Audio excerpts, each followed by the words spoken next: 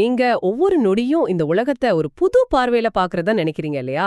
அதாவது காலையில கண்ணு திறந்ததும் இது ஒரு புது நாள், புது மனிதர்கள் அப்படின்னு நாம நம்புறோம். ஆமா. அது ரொம்ப சாதாரணமான ஒரு மனித இயல்பு தான். ஆனா உண்மை என்னன்னா, இப்ப நீங்க பாத்துட்டு இருக்கிறது எல்லாமே உங்களுடைய பழைய நினைவுகளை மட்டுமே. இது நிறைய பேருக்கு தெரியாத ஒரு ஆச்சரியமான உண்மை. ஏன்னா நம்ம மனித மூளை ஒவ்வொரு நொடியும் சுமார் 400 பில்லியன் தகவல்களை ப்ராசஸ் பண்ணுது. ஆனா இதுல நம்ம விழிப்புணர்வோட உணர்வது எவ்வளவு தெரியுமா? வெறும் 2000 தகவல்கள் மட்டுமே. எக்ஸாக்ட்லி. அந்த 2000 தகவல்களை வச்சுட்டு தான் நம்ம முழு வாழ்க்கையும் ஓட்டிட்டு இருக்கோம். அப்ப மீதமுள்ள அந்த கோடிக்கணக்கான தகவல்கள்லாம் எங்கே போகுது? நாம ஏன் ஒரு மாயையான மன உலகத்துல, அதாவது மென்டல் ரியாலிட்டில இப்படி மாட்டிக்கிறோம்? அது ஒரு மிக முக்கியமான கேள்வி. பாத்தீங்கன்னா நாம தவறு விடுற அந்த மீதமுள்ள தகவல்கள்ல தான் எல்லையற்ற சாத்தியக்கூறுகள் ஒழிஞ்சிருக்கு. நீங்க உங்களை ஒரு சுதந்திரமான மனிதரா நினைச்சிட்டு இருக்கலாம். ஆமா, நாம அப்படித்தானே நினைச்சிட்டு இருக்கோம். ஆனா ஆற்றல் ரீதியா பாத்தீங்கன்னா நீங்க ஒரு பேட்டரி போல தான் செயல்படுறீங்க. உங்களுடைய கடந்த கால பிரச்சனைகள், தீர்க்கப்படாத கடன்கள், ஆஃபீஸ் டென்ஷன், முறிந்த உறவுகள்னு நீங்க எதற்கெல்லாம் உங்க கவனத்தை கொடுக்கறீங்களோ அதற்கெல்லாம் உங்க ஆற்றலை தொடர்ந்து இழந்துட்டே இருக்கிறீங்க. ஓஹோ, அப்போ ஒரு மாயையான கடந்த காலத்தை தக்க வைக்கவே நம்ம மொத்த சக்தியும் செலவாகுதுன்னு சொல்றீங்க. அதனாலதான் நாம காலையில எழும்பும் போதே ரொம்ப சோர்வா உணர்கிறோமா? 100% ஆமா. இது மிகப்பெரிய ஒரு திறவுகோல். வாவ், இது ரொம்ப இன்ட்ரெஸ்டிங்கா இருக்கு. சரி நேயர்களே, இன்றைய இந்த ஆழமான அலசலோட நோக்கமே இதுதான். நம்ம கிட்ட இருக்கிற நரம்பியல் ஆய்வு கட்டுரைகள், குவாண்டம் இயற்பியல் கோட்பாடுகள், அப்புறம் மனித நடத்தை சார்ந்த குறிப்புகள்னு பல தரவுகளை பயன்படுத்தி இன்னைக்கு ஒரு தேடலை தொடங்க போறோம். கண்டிப்பா ரொம்ப முக்கியமான ஒரு தேடல் இது. இந்த தரவுகள்ல இருந்து நாம என்ன புரிஞ்சுக்க போறோம்னா, ஃபோக்கஸ் அதாவது கவனம் அப்படிங்கிறதுக்கும் அவேர்னஸ் அதாவது விழிப்புணர்வு என்பதற்கும் உள்ள உண்மையான வித்தியாசம் என்ன? அதிக மன அழுத்தம் நிறைந்த கார்ப்பரேட் சூழல்ல எப்படி நிம்மதியா இருக்கிறது? அது பலருக்கும் தேவையான ஒண்ணு. அப்புறம் எல்லாவற்றிற்கும் மேலாக குவாண்டம் இயற்பியல் மூலமா நம்ம அன்றாட யதார்த்தத்தை எப்படி மாற்றி அமைக்கிறது, இத பத்தி தான் இன்னைக்கு நாம ஆழமா விவாதிக்க போறோம். சரி, நீங்க முதல்ல சொன்ன அந்த குவாண்டம் இயற்பியல் தரவுகளை எடுத்துப்போம். பலரும் குவாண்டம் இயற்பியல்னா அது ஏதோ சயின்டிஸ்ட் படிக்கிற தத்துவம்னு நினைக்கிறாங்க. ஆனா அது அப்பட்டமான ஒரு அறிவியல். அதாவது நம்ம அன்றாட வாழ்க்கையோட சம்பந்தப்பட்ட அறிவியல்னு சொல்றீங்க? ஆமா, குவாண்டம் அலை செயல்பாடுன்னு ஒரு கோட்பாடு இருக்கு. ஒரு அணுவுக்குள்ள இருக்கிற ஆற்றல் ஒரு குறிப்பிட்ட வடிவம் இல்லாம முடிவற்ற சாத்தியக்கூறுகளா, அதாவது ஒரு மேகம் மாதிரி மிதந்துகிட்டே இருக்கும். ஆனா ஒரு பார்வையாளர், அதாவது அப்சர்வர், அதை பார்க்கும்போது மட்டுமே அந்த ஆற்றல் உறைந்து ஒரு திடமான பொருளா மாறுது. ஒரு நிமிஷம், இதை கொஞ்சம் தெளிவா புரிஞ்சுக்க முயற்சி பண்ணுவோம். அதாவது நான் தினமும் காலையில எழுந்து, ஐயோ இன்னைக்கு அந்த மேனேஜரை பார்க்கணுமே, இந்த இஎம்ஐ கட்டணுமேன்னு என் பிரச்சனைகளை நினைச்சு கவலைப்படும் போது சொல்லுங்க, அந்த நேரத்துல நானே அந்த பார்வையாளரா மாறிடுறேனா? நேற்றைய அதே பிரச்சனைகளை இன்னைக்கான புது குவாண்டம் சாத்தியக்கூறுகள் மேல திணிச்சு அதையே திரும்பவும் அதே பழைய வடிவத்துல உரைய வைக்கிறேன், அப்படிதானே? மிகச்சரியா சொன்னீங்க. நீங்க என்ன நினைக்கிறீங்கன்னா நான் என் பிரச்சனைகளை கவனிச்சுக்கிட்டு இருக்கேன்னு. ஆனா உண்மையில நீங்க நேற்றைய யதார்த்தத்தை இன்னைக்கும் உருவாக்கிட்டு இருக்கீங்க. வாவ், இது கொஞ்சம் பயமா கூட இருக்கு கேக்குறதுக்கு. இங்குதான் கவனம், அதாவது ஃபோக்கஸ் அப்படிங்கிறது ஒரு பெரிய தடையா மாறுது. நம்ம தரவுகள்ல இது ரொம்ப தெளிவா விளக்கி இருக்காங்க. கவனம் அப்படிங்கிறது 3வது பரிமாணம் சார்ந்தது, அதாவது 3D. 3Dனா நம்ம வாழும் இந்த பௌதிக உலகமா? கரெக்ட். உயிர் வாழ்வதற்கான ஒரு போராட்ட களம்னு கூட சொல்லலாம். கவனம் அப்படிங்கிறது ஒரு லேசர் பீம் மாதிரி. அது ஒரு குறிப்பிட்ட பொருளை மட்டுமே வெளிச்சம் போட்டு காட்டி மற்ற எல்லாத்திலிருந்து அதை தனிமைப்படுத்துது. அதாவது ஒரு இமெயில் டைப் பண்ணவோ இல்ல தக்காளி நறுக்கவோ இந்த லேசர் மாதிரி இருக்கிற கவனம் உதவலாம். ஆனா நம்ம உணர்வு நிலைக்கும் நிம்மதிக்கும் இது ரொம்ப மோசமானதுன்னு சொல்றீங்களா? ஆமா, அதுதான் பிரச்சனை. ஒரு விஷயத்தை மட்டும் பார்க்கும்போது மீதி எல்லாம் மறைஞ்சிடுது. அப்படியானால் விழிப்புணர்வு அதாவது அவேர்னஸ் அப்படிங்கிறது எந்த வகையில மாறுபடுது? லேசருக்கு பதிலா நாம எதை பயன்படுத்தணும்? விழிப்புணர்வு அப்படிங்கிறது 5வது பரிமாணம், அதாவது 5D சார்ந்தது. இது எல்லையற்ற தூய உணர்வு நிலை. இதை ஒரு அறையில எரியும் லைட் பல்பு மாதிரி உருவகப்படுத்திக்கோங்க. ஓ, லைட் பல்பு. லேசருக்கும் லைட் பல்புக்கும் பெரிய வித்தியாசம் இருக்கே. ஆமா, லைட் பல்பு எந்த ஒரு குறிப்பிட்ட பொருளையும் தனிமைப்படுத்துறது கிடையாது. அறையில உள்ள அனைத்தையும் அது சமமா வெளிச்சமாக்குது. இது ஒன்னின் மீது குவிக்கப்படும் லேசர் கிடையாது, இது விரிவடைந்த ஒரு களம். ஆஹா, இது கேட்கறதுக்கு மிக அருமையான ஒரு ஒப்பீடா இருக்கு. அதாவது வானத்துல இருக்கிற மேகங்களை எதிர்த்து போராடாம அந்த மேகங்கள் கடந்து செல்லும் வானமாகவே நாம மாறிடணும்னு சொல்றீங்க, சரியா? எக்ஸாக்ட்லி, ரொம்ப அழகா சொன்னீங்க. வானம் தன்னை ஒருபோதும் மேகங்களா நினைச்சுக்கிறதில்ல. அதுபோல நாமும் நம்ம எண்ணங்களை வெறும் கடந்து செல்லும் மேகங்கள பார்க்கணும். அந்த ஒப்பீடு மிகச் சிறப்பு. ஆனா இங்க ஒரு மிகப்பெரிய சிக்கல் இருக்கு. நீங்க அந்த வானமா மாற முயற்சி பண்ணும்போது சாதாரணமா அமைதியா உடனே உட்கார்ந்துட முடியாது. ஏன் அப்படி சொல்றீங்க? அமைதியா உட்கார்றதுல என்ன கஷ்டம்? நீங்க அப்படி உட்கார்ந்து உங்க பிரச்சனைகளை புறக்கணிக்க நினைச்சா உடனே உங்களுக்கு ஒரு திவ்யமான அமைதி கிடைச்சிடாது. மாறா உங்க உடம்பு ஒரு மாபெரும் கலவரத்தை தொடங்கும். உடம்பு கலவரம் பண்ணுமா? அது ஏன்? ஏன்னா நம்ம நரம்பியல் தரவுகள் என்ன சொல்லுதுன்னா, கடந்த பல வருஷமா உங்க மூளை கிடையாது, உங்க உடம்பு தான் உங்க மனசா செயல்பட்டுட்டு வருது. வெயிட், இங்கதான் இது ரொம்ப இன்ட்ரெஸ்டிங் ஆகுது. என் உடம்பே என் மனசா செயல்படுதா? அது எப்படி சாத்தியம்? மனம்ங்கிறது மூளையில நடக்கிற ஒரு விஷயம் தானே. இல்ல, அங்கதான் நம்ம தப்பு பண்றோம். ஒவ்வொரு முறை நீங்க கவலைப்படும் போதும் டிராஃபிக்ல கோவப்படும் போதும் உங்க மூளை கார்டிசோல், அட்ரினலின்னு மன அழுத்த ரசாயனங்களை வெளியிடுது.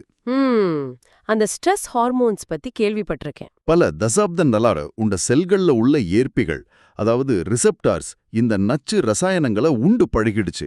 அவை ஒரு போதை அடிமை மாதிரி செயல்பட ஆரம்பிச்சிடுச்சு. ஓஹோ! இப்போ திடீர்னு நீங்க அமைதியா உட்கார்ந்து அந்த 5D விழிப்புணர்வுக்கு மாறினா அந்த ரசாயனங்களோட சப்ளை துண்டிக்கப்படுது. எனக்கு இப்ப புரியுது. தினமும் காஃபி குடிச்சு பழகுன ஒருத்தருக்கு திடீர்னு காஃபி கிடைக்கலன்னா தலைவலி வருமே, அது போலவா? அப்படியானால் நான் அமைதியா உட்காரும்போது உடம்பு உடனே மரண பயம் கொள்ளுது இல்லையா? 100க்கு 100% உண்மை. ரசாயன சூழல் மாறிடுச்சு. நமக்கு தேவையான ஸ்ட்ரெஸ் ஹார்மோன் கிடைக்கல. நாம இறந்துட்டு இருக்கோம்னு உங்க உடம்பு மூளைக்கு அபாயச்சங்கு ஊதுது. வாவ்! என்ன ஒரு மெக்கானிசம் இது! அதனால தான் நீங்க கண்ணை மூடி தியானம் செய்ய உட்காரும்போது திடீர்னு உடம்புல அரிப்பு ஏற்படும், முதுகு வலிக்கும், பயங்கரமான சலிப்பு தோன்றும். அல்லது உடனே மொபைல் எடுத்து இன்ஸ்டாகிராமை செக் பண்ணணும்னு ஒரு கட்டாயம் ஏற்படும். நாமுமே பல தடவை இதை உணர்ந்திருக்கோம். இது என்ன ரொம்பவே ஆச்சரியப்படுத்துது. ஏன்னா நாம மனசை அமைதிப்படுத்த முயலும்போது ஏற்படும் இந்த சலிப்போ திடீர் கோபமோ நம்ம உண்மையான உள்ளுணர்வுன்னு இவ்ளோ நாளா நான் நினைச்சிட்டு இருந்தேன். பலரும் அப்படித்தானே நினைக்கிறாங்க. எனக்கு தியானம் செட் ஆகாதுன்னு பலரும் சொல்றது உண்டு. ஆனா அது உள்ளுணர்வு கிடையாது. அது வெறும் என் உடம்புக்கு தேவையான ஸ்ட்ரெஸ் கெமிக்கல் கிடைக்கலன்னு கேக்குற உடம்போட அலறல் தானா? மிக துல்லியமா புரிஞ்சுக்கிட்டீங்க. அது உள்ளுணர்வு அல்ல, அது போதை பழக்கத்திலிருந்து மீளும்போது ஏற்படும் வித்ராவல் சிம்டம்ஸ் மட்டுமே. இது தாண்டி போறதுக்கு நாம என்ன பண்ணணும்? இது தாண்டி செல்ல நீங்க உங்க மூளை அலைகளோட, அதாவது பிரெயின் வேவ்ஸ் அதிர்வெண்ணா புரிஞ்சுக்கணும். நீங்க மன அழுத்தத்துல இருக்கும்போது மூளை ஹை பீட்டா அலைகள்ல இயங்குது. ஹை பீட்டா அலைகள்னா அது எப்படிப்பட்ட ஒரு நிலை? இது காரோட முதல் கியர்ல ஆக்சிலரேட்டரை முழுவதுமா அழுத்துறது போல. இன்ஜின் கத்தும், அதிக ஆற்றல் வீணாகும், ஆனா நீங்க எங்கேயும் நகர மாட்டீங்க. நாம சர்வகாலமும் இந்த சர்வைவல் மோட்ல தான் வாழ்ந்துட்டு இருக்கோம்னு நினைக்கிறேன். ஆமா. அப்படியானால் இந்த விழிப்புணர்வுக்கு மாற நம்ம பீட்டாவில இருந்து ஆல்பா அலைகளுக்கு போகணும். இது அமைதி மற்றும் படைப்பாற்றலோட நிலை. ஓகே, ஆல்பாவிற்கு அடுத்து வேற ஏதோ நிலை இருக்கா? அதன் பிறகு தீட்டா அலைகளுக்கு செல்லணும். தீட்டாங்கிறது பகுத்தறிவு மனம் முழுமையா உறங்கும் நிலை. இங்குதான் உங்க ஆழ்மனதின் கதவுகள் திறக்குது. கேக்குறதுக்கே ரொம்ப அமைதியா இருக்கு. இந்த நிலையை அடைந்து நீங்க எண்ணங்களை நிறுத்தியவுடன் ஒரு முழுமையான அமைதி ஏற்படும். அது நமது தரவுகள் வெற்றிடம், அதாவது த வாய்ட் அப்படின்னு அழைக்குது. அந்த வெற்றிடம்ங்கிற வார்த்தையை கேட்கும்போதே பலருக்கும் ஒருவித பயம் வருதே. அது ஏன்? ஒரு கார்ப்பரேட் ஊழியே தன்னோட வாழ்க்கைய ஓட்டணும், அவர் எப்படி எல்லாத்தையும் மறந்துட்டு ஒரு இரண்ட வெற்றிடத்துல மிதக்க முடியும்? அந்த பயத்துக்கு காரணமே நம்ம ஈகோ தான். ஈகோ தன்னை பிரச்சனைகள், வேலை, பதவிகள், காயங்கள் இது கூட மட்டுமே அடையாளப்படுத்திக்குது. எந்த அடையாளமும் இல்லாத அந்த வெற்றிடத்தை ஈகோ தன் மரணமா பாக்குதுன்னு சொல்றீங்க? ஆமா. ஆனா அந்த இருட்டு வெறுமையானது கிடையாது. அது குவாண்டம் சாத்தியக்கூறுகளின் களம். அங்க நேரமோ இடமோ கிடையாது. அப்போ அந்த இடத்துல நாம என்ன வேணாலும் உருவாக்கலாமா? கண்டிப்பா. உங்களுக்கு என்ன வேணும் என்பதை அங்க நீங்க புதிதா உருவாக்கலாம். எப்படின்னா, எதிர்காலத்துல உங்களுக்கு கிடைக்க வேண்டிய உணர்வை, அதாவது ஒரு புது வேலை கிடைத்த திருப்தி, நன்றி உணர்வு, அன்பு அல்லது செல்வத்தை சொல்லுங்க. முன்கூட்டியே நீங்க இப்போதே அந்த வெற்றிடத்துல உணரும்போது உங்க உடம்பு அதற்கான புதிய ரசாயன குறியீட்டை உருவாக்குது. இது மிக ஆழமான ஒரு கருத்து. அதாவது நாம ஓடுற ட்ரெட்மில்ல பணத்தையோ நிம்மதியோ வெளியுலகத்துல துரத்துவதற்கு பதிலா உள்ளே இருக்கும் அந்த வெற்றிடத்துல உட்கார்ந்து அந்த உணர்வை உண்மையா வெளிப்படுத்தினா அது நம்மள நோக்கி வரும்னு சொல்றீங்க. ஆமா, முன்கூட்டியே அந்த உணர்வது தான் இதற்கான திறவுகோல். ஏன்னா பிரபஞ்சத்துக்கு உங்க மூளைக்குள்ளே நடப்பதற்கும் வெளியே நடப்பதற்கும் வித்தியாசம் தெரியாது. வாவ், பிரபஞ்சத்துக்கு அந்த வித்தியாசம் தெரியாதா? தெரியாது. நீங்க அந்த வெற்றிடத்துல எதிர்காலத்தின் உணர்வை உண்மையா உணரும்போது உங்க பயாலஜி, அதாவது உயிரியல் அமைப்பு, அது இப்போதே நடந்துவிட்டதா நம்புது. நீங்க புதிய மரபணு குறியீட்டையே எழுதுறீங்க. இது ரொம்ப பெரிய விஷயம். ஆனா நீங்க கேட்ட அந்த கார்ப்பரேட் ஊழியர் கேள்விக்கு வருவோம். எந்நேரமும் கண்ணை மூடிக்கிட்டு அந்த வெற்றிடத்திலே ஒரு சாமியார் மாதிரி வாழ்ந்துட முடியாது இல்லையா? ஆமா, நீங்க அலுவலகத்துக்கு போகணும், டிராஃபிக்கை சந்திக்கணும், மீட்டிங்ல கலந்துக்கணும். சரியா சொன்னீங்க. கண்ணை திறந்த உடனே இந்த 3D உலகம், அதோட கோபக்கார boss, traffic jam, email deadline நம்மள தாக்குமே. தாக்குதான். இந்த விழிப்புணர்வை அந்த அதிக மன அழுத்தம் உள்ள வேலைச்சூழல்ல எப்படி நடைமுறைப்படுத்துறது? அதுக்காகத்தான் இந்த தரவுகள்ல 3 எளிய தியான பயிற்சிகளை தொடக்கக்காரர்களுக்காக கொடுத்திருக்கிறாங்க. முதலாவது சைலன்ஸ் அல்லது இக்னோரன்ஸ் மெடிடேஷன், அதாவது மௌன புறக்கணிப்பு. மௌன புறக்கணிப்புனா என்ன பண்ணும்? உங்க ஆபீஸ்ல ஒரு பிரச்சனை வருதுன்னா உடனே அதை எதிர்த்து போராடாம, அதுக்கு எவ்வித எமோஷனலான பதிலும் அளிக்காம முழுமையா புறக்கணித்து அமைதியா இருக்கிறது. இது அந்த பிரச்சனையோட ஆற்றலை துண்டிக்குமா? இது அருமை. ஆனா ஒரு மீட்டிங்ல என் பாஸ் என்ன பார்த்து கத்திட்டு இருக்கும்போது நான் எப்படி அமைதியா இருக்க முடியும்? எனக்குள்ள கோவம் கொந்தளிக்குமே. அங்கதான் ரெண்டாவதா உள்ள ஸ்பேஸ் அல்லது வால்யூம் மெடிடேஷன், அதாவது வெளி தியானம் உதவிக்கு வருது. இது ஒரு அற்புதமான பயாலஜிக்கல் தந்திரம். இதுல உயிரியல் தந்திரம் இருக்கா? ஆமா, கோபம் வரும்போது ஒரு பொருளின் மீதோ அல்லது கத்தும் நபரின் மீதோ கவனத்தை குவிக்காம உங்களை சுற்றி உள்ள வெற்றி இடத்தின் அளவை, அந்த வால்யூமை உணரத் தொடங்குங்க. வெற்றி இடத்தை பார்க்கணுமா? எப்படி? 2 பொருட்களுக்கு நடுவுல உள்ள காலி இடத்தை பாருங்க. இது எப்படி வேலை செய்யுது? வெற்றி இடத்தை பார்ப்பதற்கோ என் கோபம் குறைவதற்கோ என்ன சம்பந்தம் இருக்கு? இதன் பின்னாலேயுள்ள அறிவியலே சுவாரஸ்யமானது. பரிணாம வளர்ச்சியின் மூலமாக மனித கண்கள் ஒரு சிங்கம் அல்லது ஆபத்தான மிருகத்தை பார்க்கும்போதுதான் கூர்மையான லேசர் போன்ற ஃபோக்கஸ்க்கு மாறும். ஓ, அந்த நேரோ ஃபோக்கஸ். ஆமா, அந்த நேரோ ஃபோக்கஸ் மூளைக்கு ஆபத்துன்னு சிக்னல் அனுப்பி கார்ட்டிசோலை சுரக்க செய்யும். ஆனா உங்க பார்வையை விரிவுபடுத்தி வெற்று வெளியே, அதாவது ஸ்பேஸ பார்க்கும்போது அது உங்க மூளைக்கு சுற்றிலும் எந்த ஆபத்தும் இல்ல, எல்லாம் பாதுகாப்பா இருக்குங்கிற சிக்னலை அனுப்புது. இது உங்க மூளையை உடனடியா பீட்டாவிலிருந்து ஆல்பாலைக்கு மாத்தும். பதற்றம் சட்டென்று குறையும். வாவ், அதாவது நான் என் கண்களை பயன்படுத்தியே என் மூளையை ஹேக் பண்றேன். சரி, 3வது தியானம் என்ன? 3வதா மிக முக்கியமானது ஓப்பன் ஐ மெடிடேஷன், அதாவது இரட்டை விழிப்புணர்வு, டியூவல் அவேர்னஸ்னு சொல்லுவாங்க. வேலை செய்யும் போது உங்க 50% கவனம் வெளி உலகத்துல, அதாவது இமெயில் டைப் செய்யறதுலோ மீட்டிங்லோ இருக்கணும். அப்போ மீதி 50% எங்க இருக்கணும்? மீதமுள்ள 50% கவனம் உங்களின் உள்ளே உள்ள அந்த வெற்றிடத்துல அல்லது வெற்றி வெளியின் அமைதியில நிலைத்திருக்கணும். கார்ப்பரேட் உலகத்துல ஒரு நபர் உங்களை அவமதிக்கும் போது நீங்க கோபப்படணும். இததான் நம்ம மேட்ரிக்ஸ்னு சொல்றோம் இல்லையா? ஆமா, நீங்க அந்த இரட்டை விழிப்புணர்வோட எந்த ரியாக்ஷனும் காட்டாம இருந்தா அந்த சூழல் தன் சக்தியை இழந்து தானே சுமூகமா மாறிடும். இது மிக முக்கியமான ஒரு பாயிண்ட். கார்ப்பரேட் உலகத்துல மீட்டிங்ல கத்திட்டு இருக்கிற ஒருத்தரை பார்த்து பதிலடி கொடுக்காம அவர் ஒரு எனர்ஜி சிக்னேச்சரா, அதாவது ஆற்றல் குறியீடா மட்டும் பார்த்தா அந்த பிரச்சனைக்கான ஆற்றலே துண்டிக்கப்பட்டுடும். எக்ஸாக்ட்லி. அந்த மேட்ரிக்ஸோட எதிர்பார்ப்பு உடைச்சி விதிய நாமே மாற்றி எழுதுறோம். ஆனா இத ஒரு முறை செஞ்சா மட்டும் போதுமா? எப்பதாவது ஒரு நாள் செஞ்சா பழக்கம் மாறிடுமா? நிச்சயமா பத்தாது. இது ஒரு வாழ்நாள் பயிற்சி. இதற்காகவே அன்றாட வாழ்விற்கான 4 படிமுறை, அதாவது த 4 ஸ்டெப் புரோட்டோகால் ஒன்ற தரவுகள் பரிந்துரைக்கிறாங்க. இதை நீங்க தீவிரமா பின்பற்றணும். சரி, நான் ஒரு டென்ஷனான சூழ்நிலையில இருக்கேன்னு வச்சுப்போம். நான் இப்போ என்ன செய்யணும்? முதல் படி ராடிக்கல் மெட்டாகாக்னிஷன், அதாவது தீவிர சிந்தனை கண்காணிப்பு. உங்க சிந்தனைகளை நீங்களே வேடிக்கை பார்க்கறது. காரை துரத்துற நாயா இல்லாம நாயை வேடிக்கை பார்க்குற நபரா இருங்க. நான் ஏன் இவ்ளோ கோவமா இருக்கேன்னு காரணம் தேடக்கூடாதா? கூடாது. காரணம் தேடுறது மீண்டும் பழைய யதார்த்தத்தை உறுதிப்படுத்துற செயல். ஆமா, காரணம் தேடினா அவன் அப்படி சொன்னா அதான் எனக்கு கோபம் வந்ததுன்னு கடந்த காலத்துக்குள்ள மீண்டும் சிக்கிப்போம். ஆனா அந்த நாய், அதாவது என் மனம் ரொம்ப வேகமா ஓடிட்டு இருந்தா என்ன செய்யறது? என்னால் அதை வேடிக்கை பார்க்க முடியலையே. அங்கதான் 2வது படி வருது. த ஸ்டாப் மெக்கானிசம், அதாவது நிறுத்தும் முறை. பழைய நெகட்டிவ் எண்ணம் அதிவேகமா வரும்போது உங்க மனசுக்குள்ள அல்லது சத்தமா ஸ்டாப் அப்படின்னு சொல்லுங்க. ஸ்டாப்னு கத்தணுமா? தேவைப்பட்டா தனியா கார் ஓட்டும்போது சத்தமாவே கத்துங்க. இது என்ன செய்யும் தெரியுமா? உங்க மூளையின் நியூரான்கள் பயராவதே ஒரு மைக்ரோ வினாடி தடுத்து நிறுத்தும். அந்த சிறு இடைவெளியில தான் உங்களுக்கு ஒரு புதிய தேர்வுக்கான வாய்ப்பு கிடைக்குது. இதே எனக்கு நல்லா புரியுது. சரி, நான் ஸ்டாப்னு சொல்லி எண்ணத்தை நிறுத்திட்டேன். இப்போ என் மனம் ஒரு கணம் பிளாங்க் ஆகிடும். அந்த தர்ம சங்கடமான அமைதியில நான் அடுத்து என்ன செய்யறது? அருமையான கேள்வி. அங்கதான் 3வது படி பிவட் டு த வாய்ட், அதாவது வெற்றிடத்திற்கு திரும்புதல் வருது.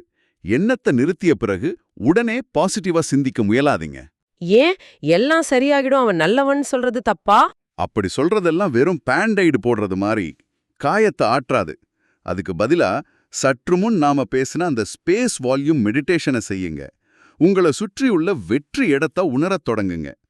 ஓ, பிரச்சனையிலிருந்து கவனத்தை எடுத்து அந்த பரந்த வெளிக்கு மாத்தணும். ஆமா, போலித்தனமான பாசிட்டிவ் எண்ணங்களை திணிக்காம அந்த வெறுமைய அப்படியே உணர்வது. சரி, அப்போ 4வது படி என்ன? 4வது படி மார்னிங் பிரைமிங், அதாவது காலை ஆயத்தம். இதுதான் எல்லாத்துக்கும் அடித்தளம். தூங்கி எழுந்தவுடன் மொபைலை பார்த்து உலகின் குப்பைகளை மூளைக்குள் இறக்காதீங்க. அது நம்மள பல பேர் பண்ற தப்பு தான். நீங்க படுக்கையை விட்டு இறங்கும் முன் அந்த 5VD விழிப்புணர்வு உணர்வை அணிந்து கொள்ளுங்க. அன்றைய நாளுக்கான அமைதியையும் அதிகாரத்தையும் முன்கூட்டியே உணர்ந்துக்குங்க. ஒரு புதிய மனிதரா அந்த அறையை விட்டு வெளியே வாங்க. இதை எல்லாத்தையும் ஒன்னா இணைச்சு பார்க்கும்போது ஒரு விஷயம் மிக தெளிவா புரியுது. இந்த 4 படிகளும் ஏதோ ஆன்மீகம் அல்லது தியானம் சம்பந்தப்பட்டது மட்டும் இல்ல. அப்புறம் என்ன நினைக்கிறீங்க? இது நம்ம மூளையோட கட்டமைப்பையே, அதாவது ஹார்ட்வேரையே ஹேக் செய்யற ஒரு வழிமுறை. கோபம் வரும்போது ஏன் கோபம் வருதுன்னு ஆராயாம வெறும் ஸ்டாப் அப்படின்னு சொல்லி நியூரான்களை தடுத்து நிறுத்துறது. அப்புறம் வெற்று வெளிய பார்த்து மூளை அலைகளை மாத்துறது. இது எல்லாமே ஒரு கம்ப்யூட்டர் புரோகிராம ரீபூட் செய்யறது போல தெளிவா இருக்கு. முற்றிலும் உண்மை. இது நீங்க தொடர்ந்து செய்யும்போது நீங்க யதார்த்தத்தின் பலிகடாவா, அதாவது விக்டிமா இருப்பதிலிருந்து மாறி உங்க யதார்த்தத்தை உருவாக்குற நபரா, அதாவது கிரியேட்டரா மாறுறீங்க. Victim to creator. ஆமா. ஆனா நீங்க கவனிக்க வேண்டிய மிக முக்கியமான விஷயம் என்னன்னா, உங்க பழைய அடையாளமும் உங்க உடம்பும் உங்களை மீண்டும் மீண்டும் பழைய நிலைக்கே தள்ள காத்துட்டு இருக்கும். போதை அடிமை போல மீண்டும் அந்த கார்டிசோலை கேட்கும். ஓ, அத நாம ரொம்ப கவனமா பாத்துக்கணும். கண்டிப்பா. அதனால இந்த விழிப்புணர்வை தொடர்ந்து தக்க வைப்பது மிக மிக அவசியம்.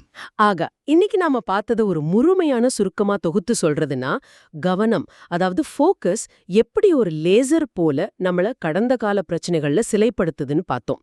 விழிப்புணர்வு, அதாவது அவேர்னஸ் எப்படி ஒரு லைட் பல்பு போல நம்மள அதுல இருந்து விடுவிச்சு பாசிபிலிட்டிஸ காட்டுதுன்னு பார்த்தோம். கரெக்ட். முக்கியமா அமைதியை தேடும்போது நம்ம உடம்பு ஏன் ஒரு போதை அடிமை போல தவிக்குதுங்கிற ரசாயன உண்மையையும் புரிஞ்சுக்கிட்டோம்.